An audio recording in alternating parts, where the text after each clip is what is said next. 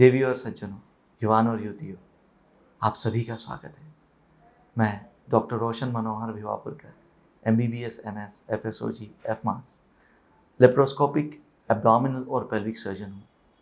एम्ब्रोजियन multimedia प्रस्तुत healthy you इस talk show में हम आपको हेल्थ रिलेटेड अलग अलग विषयों पे जानकारी देते हैं, अलग अलग विषयों से रूबरू कराते हैं ताकि आप तक सही जानकारी पहुँच सके। हम आपके नीचे दिए हुए कमेंट बॉक्स के प्रश्नों के उत्तर भी देते हैं ताकि आपके जिज्ञासा को सही आयाम और विराम मिल सके। हर बार एक नए विषय को लेकर प्रस्तुतिकरण का हमारा प्रयास रहता है। आप सुझाव देते रहिए, हम आपके कौतूहल को पूर्ण विराम देने के लिए प्रयासरत रहेंगे। तो चलो आज का सफर शुरू करते हैं। आज कुछ वैक्सीन के बारे में बात करते हैं। वैक्सीन, हाँ, किस चीज़ की वैक्सीन? सही पहचाना, कोरोना वायरस की वैक्सीन। कोरोना वायरस के बारे में आज हर बच्चा जानने लगा है, लेकिन जितनी जानकारी है उतनी मिसअंडरस्टैंडिंग भी है। वैक्सीन को लेकर तो कुछ ज़्यादा ही मिसअंडरस्टैंडिंग है। चलो आज कुछ ऑथेंटिक ऑफिशियल इंफॉर्मेशन आपसे वैक्सीन के बारे में शेयर करते हैं। देखा जाए तो दुनिया भर में 5 मेजर प्रोजेक्ट इस वैक्सीन को लेकर चल रहे हैं। इस 5 मेजर प्रोजेक्ट्स में 3 प्रोजेक्ट तो हमारे हिंदुस्तान में चल रहे हैं और 2 अलग अलग देशों में। इन अलग अलग देशों में एक चाइना का मिलिट्री एंड रिसर्च हॉस्पिटल इस प्रोजेक्ट को लेकर काफ़ी काम कर रहा है। दूसरा अमेरिका में फाइजर कंपनी जर्मन कोलैबोरेशन के साथ काम कर रही है। हम कॉन्सेंट्रेट करते हैं अपने हिंदुस्तान पे। हिंदुस्तान में 3 प्रोजेक्ट जो चल रहे हैं उसमें एक प्रोजेक्ट कोवैक्सीन नाम से चल रहा है, जो कि Bharat biotech Hyderabad based company ICMR यानी कि Indian medical council of research के साथ बना रहा है। दूसरा प्रोजेक्ट जो चल रहा है वो कोविशील्ड है। कोविशील्ड ये ऑक्सफोर्ड यूनिवर्सिटी का प्रोजेक्ट हमारे Pune related serum institute of India के साथ कर रहा है। तीसरा प्रोजेक्ट कैडिला नाम की फार्मा कंपनी ये जाइडस के साथ मिलकर इंडिया में बना रही है। अब ये 3 प्रोजेक्ट्स हमारे इंडिया में फुल फ्लेजेड चल रहे हैं। फिर भी वैक्सीन के लिए इतना वक्त क्यों लग रहा है? वैक्सीन हमको तुरंत अवेलेबल क्यों नहीं हो रही है? चलो थोड़ा सा वैक्सीन के बारे में जानते हैं। वैक्सीन क्या होती है? वैक्सीन ये एक ऐसी दवाई होती है जो शरीर में डालने के बाद हमारी शरीर की फौज जिस डिसीज़ की वैक्सीन है उस डिसीज से लड़ने के लिए तैयार हो जाती है। यानी अगर कोरोना वायरस की वैक्सीन ली जाए तो हमारी शरीर की फौज यानी इम्यूनिटी इतनी स्ट्रांग हो जाएगी कि अगर कोरोना वायरस हमारे शरीर में एंटर होता है तो उसको मार गिराएगी। बस यही वैक्सीन है। अब वैक्सीन में करते क्या है? वैक्सीन में हम जिस डिसीज की हम वैक्सीन बनाते हैं उसका जो ऑर्गेनिज्म रहता है, यानी कि उसका जो वायरस रहता है या उसका जो बैक्टीरिया रहता है, उसका ही एक अंश हमारे शरीर में दवाई के थ्रू डाल देते हैं। वो अंश को हम एंटीजन कहते हैं। अब जब वो एंटीजन हम अपने शरीर में दवाई के थ्रू डाल देते हैं तो हमारी इम्यूनिटी जागृत हो जाती है। ये तो बहुत सिंपल बात है। क्या करना है? कोरोना वायरस का एंटीजन निकालना है, डाल देना है? नहीं, इतना सिंपल नहीं है। इसमें प्रॉब्लम ये है कि इस वैक्सीन के बहुत मेजर साइड इफेक्ट्स होते हैं। अब मेजर साइड इफेक्ट्स में कई बार जान भी जा सकती है। इसीलिए इस वैक्सीन को पब्लिक यूज़ में लाने के पहले इसके क्लिनिकल ट्रायल्स होते हैं। ऐसे ही ट्रायल्स सारी दवाइयों के होते हैं। जब तक कि वो क्लिनिकल ट्रायल सक्सेसफुल ना हो तब तक कि वो वैक्सीन पब्लिक यूज़ के लिए मार्केट में नहीं आ सकती। वैक्सीन के क्लिनिकल ट्रायल्स के लिए भी हमारे पास जो एजेंसी है, drug control authority of India, इनसे हमें परमिशन लेनी पड़ती है। जब तक कि हम इनसे परमिशन ना ले हम क्लिनिकल ट्रायल्स भी नहीं कर सकते। तो अब हम किस फेज़ में हैं?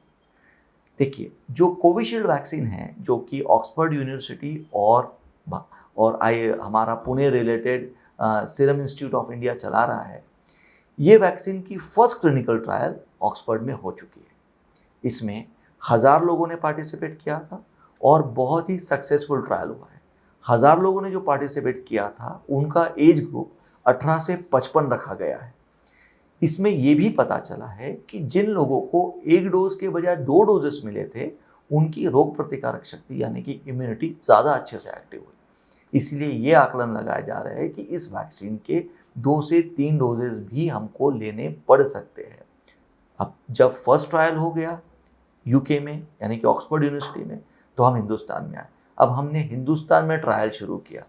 Drug authority of India, drug control authority of India ने परमिशन दे दी। यहाँ क्लिनिकल ट्रायल शुरू हुआ। यहाँ पर हमने वयस्क लोग यानी जिनकी उम्र 60 साल के ऊपर है, उनको भी ट्रायल में शुमार कर लिया। बहुत ही प्रॉमिसिंग रिजल्ट्स आने की संभावना है क्योंकि एक ट्रायल ऑलरेडी सक्सेसफुल हो चुका है। लेकिन फिर भी हमको यहाँ पे पूरे 3 ट्रायल करने पड़ेंगे और ये 3 ट्रायल में कम से कम 6 से 9 महीने लगेंगे। एक ट्रायल लगभग 3 महीने चलेगा और इस ट्रायल के सक्सेसफुल होने के बाद ही सेकेंड फेज ऑफ ट्रायल में हम एंटर होंगे। सेकेंड फेज ऑफ ट्रायल में हमने जिनको ऑलरेडी वैक्सीन लगाया है, हम उन पे क्या रिजल्ट्स आए ये देखेंगे और कुछ नए लोगों को इंट्रोड्यूस करेंगे।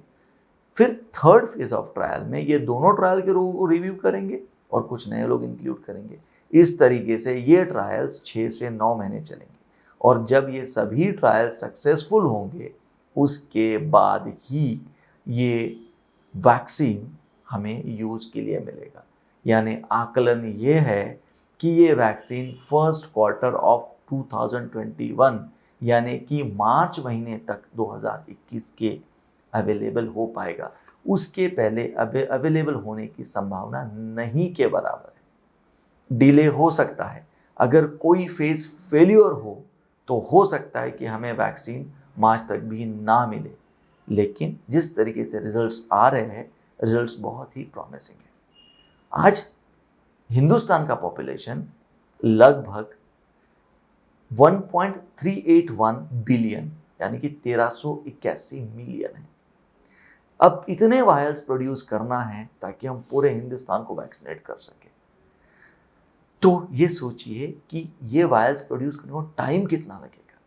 आज जो सीरम इंस्टीट्यूट ऑफ इंडिया है पुणे का, जो हमारा कोविशील्ड वैक्सीन प्रोड्यूस कर रहा है, ये लगभग 10 मिलियन पर मंथ के हिसाब से वैक्सीन प्रोड्यूस कर रहा है। ये अपनी कैपेसिटी बढ़ा के 70 मिलियन वायल्स पर मंथ तक ले जाने वाला है। लेकिन इससे भी अगर हम वैक्सीन पूरे हिंदुस्तान को दिलवाते हैं तो साल भर लगेगा।